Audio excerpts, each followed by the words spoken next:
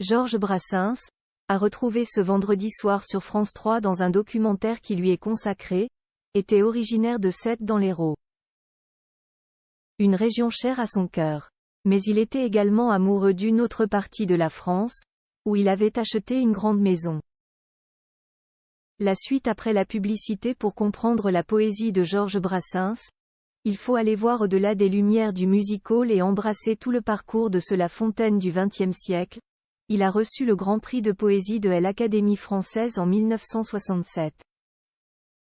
Voilà comment annoncer le documentaire Brassens par Brassens, qui sera diffusé ce vendredi soir sur France 3 à 21h10. C'est notamment l'occasion de s'intéresser à cet immense chanteur qui, pour rappel, est décédé le 29 octobre 1981 à 60 ans, et plus précisément à cette maison qu'il avait achetée à Lézardieu, une petite commune de 1500 habitants située dans les Côtes des Armors.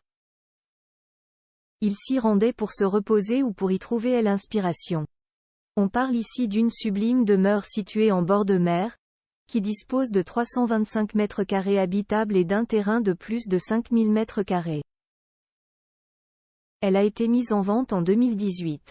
Cette maison suscite de l'intérêt, non seulement parce que c'est celle de Brassens mais surtout pour sa situation et sa composition, expliquait en 2018 à France 3 l'agent immobilier Gilles Durin, qui était alors à ce moment-là chargé de vendre cette propriété.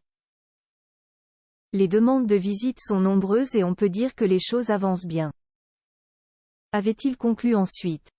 Ce bel hommage pour lui à Sète. Il était alors précisé à l'époque qu'il faudra débourser la somme de 1 145 000 € pour s'acquérir cette maison.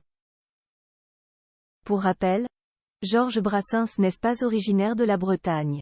Il a eu un coup de cœur pour cette région, mais lui vient de Sète, dans l'Hérault. C'est là-bas qu'il a passé toute son enfance, entre copains, balades et liberté, tout en étant bercé de chansons et de soleil. Aux dernières nouvelles, sa maison natale n'a pas bougé. Elle est toujours occupée par la famille, même si un petit changement est à noter, le nom de l'adresse. Il ne s'agit plus de la rue de l'Hospice, mais désormais de la rue Brassens. Un joli clin d'œil. Rappelons que Georges Brassens n'a eu ni femme ni enfant.